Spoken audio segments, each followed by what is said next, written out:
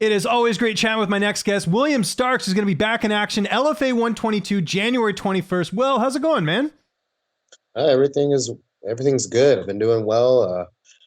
I said I'm finally on the tapering end of the training camp, so I'm excited to see what the finished product looks like going into the fight next week. Yeah, when did you find out? It looked like you got a full camp for this one. Yeah, so I had my last fight in Texas back in I would say last fall. So I had the opportunity to take a full off season and go back into general physical preparedness and kind of recreate myself or so. And I think I had about probably like a 6 or 8 week notice or so, I'd say. Nice. So, I mean, basically, I had enough time to have like I said, a full off season and then transition into a full fledged training camp. That's great, man. And we'll talk about camp in a second here, but some big news since the last time you and I talked. You signed with Paradigm. How did this all come together with you linking up with one of the best management groups in MMA? Well, I had 3 fights over the course of 2.5 months last fall, and it kind of put me right back into, I guess, the contender or prospect conversation following my loss to Abdurrahman last January in Abu Dhabi. So I had a few people reach out to me via Instagram DM, and Agent Carl Reed was one of those. And like I said, I had some good offers, Iridium and Ruby. But when it came down to it, when I kind of cross analyzed some of each of their features and their skin in the game, it really Paradigm was the obvious choice. They had a lot of their core values and their vision for the future of the sport, not just mine, were ran parallel. So that's pretty much it. Carl DM'd me and we had a conversation, and now here we are trying to launch my MMA career and then make a serious run. And how much did it help that Carl's a former fighter, right? Like he was a guy that was on Contender Series. He fought, at a high level, one of Stephen Wonderboy Thompson's main training partners. How much did that factor in just knowing that he's been through the same things that you've been through as a fighter? It's funny you say that. That was one of the key features I guess that influenced my decision. So with Carl being, he basically ended his career where I'm about to launch. So he's walked the walk. He's been in the Contender Series. He's trained with Stephen Thompson. Yeah. He's helped him with the development of his wrestling. So he's been there, and he chose to go the agent route. And so I think having him basically having learned those lessons and then helping me navigate that space in between where he left off and where he would have maybe liked to see himself go, it makes a big deal. It's a big deal to me, not only to have a powerful management agency behind me, but then to have someone with real world experience to be able to meet me as a person, not just an athlete. Yeah, no, very well said. Let's talk about your opponent here. 16 fight veteran. What do you know about him? How do you feel like you match up against him here?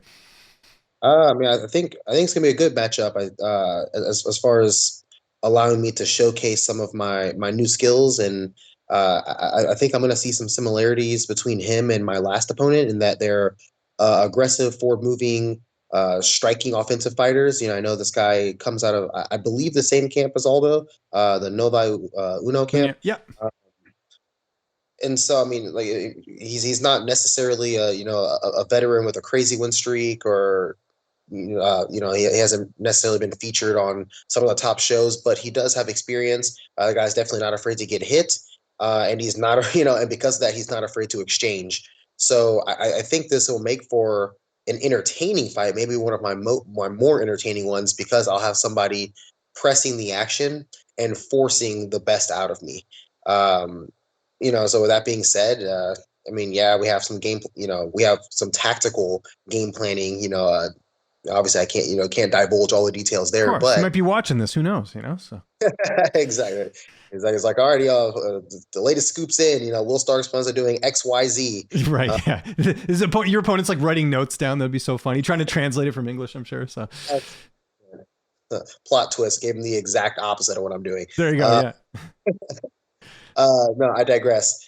No, I think it's going to be fun also just because I won't be extremely fatigued going into this fight like I was my last three. Because again, I'm not fighting, 3 times within a 2.5, 3 month period.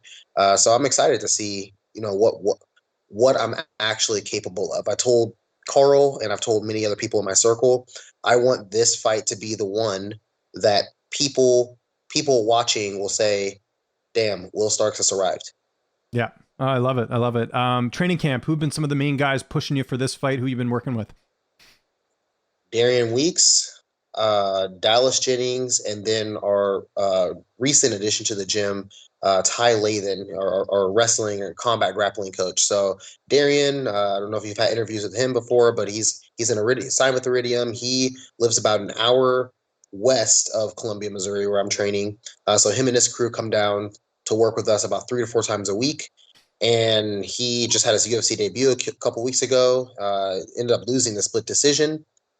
I I didn't necessarily agree. I think the data was pretty clear that he I mean, objectively he was the victor, but I can understand I understand the decision. But that being said, he has a contract deal with the UFC now, so he's been pivotal in my development alongside Dallas Jennings, in that they're both welterweights. They're big, strong guys. Darian being an experienced striker, and then Dallas being an experienced jiu-jitsu grappler.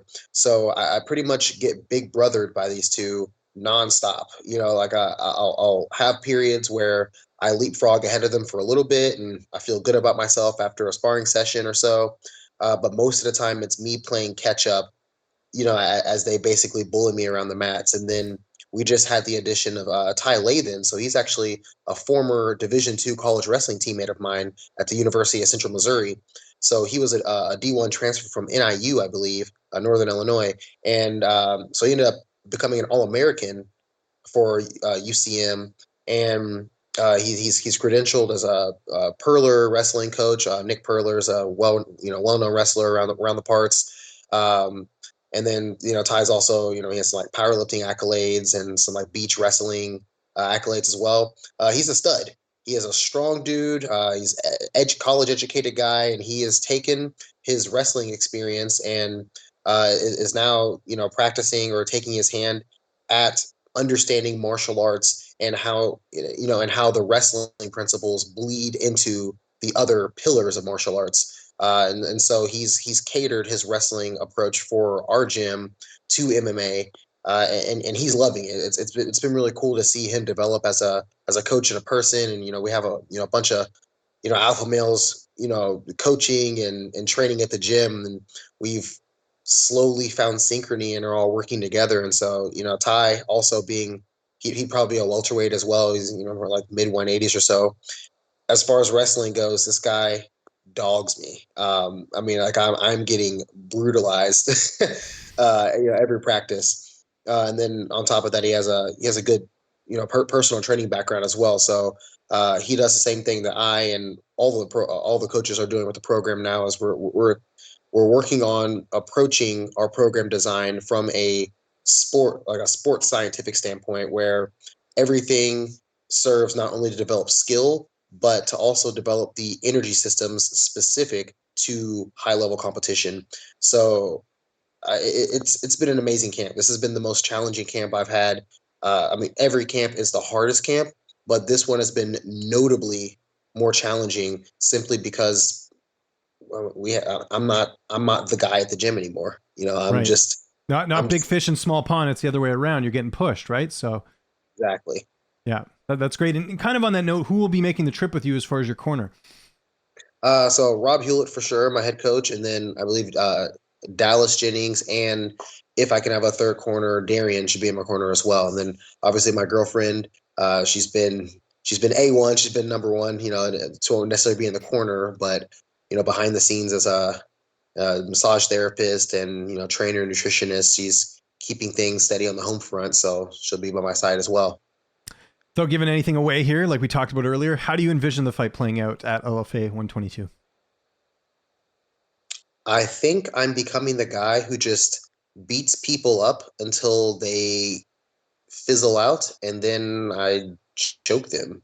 So, I mean, I'll go with that. I'm going to beat him up, and then we're probably going to end up on the ground, and then I'm probably going to choke him out. It could go any, give or take.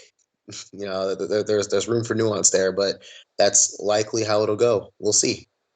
And, implications of this win are huge. You get this win, you'll be 8-2. I'm sure you're aware of that. And I know you're not the type of guy to look ahead of January 21st, but what is your management telling you as far as, like you said, you feel like this is your fight where you're going to arrive. Where do you see a win here putting you in the grand scheme of things? Yeah, it's hard to say exactly what will happen. Obviously, my goal for this year is to get signed by the UFC. We're predicting quarter 3 of this year, but it's not without the question, out of the question that maybe a contender series debut will happen first. Just so I can prove that I'm ready for that step. In front of Dana White before he signs me on. But I do have a 3-fight contract deal with LFA right now, so I could very well finish that contract out.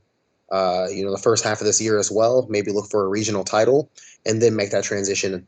But yeah, I'm focused on this fight. There are ups and downs in the sport. Obviously I'm tired physically from training, and then I have school and everything else in the background. But I'm just working on enjoying every moment, even the bad ones, and taking what I earn as it comes to me.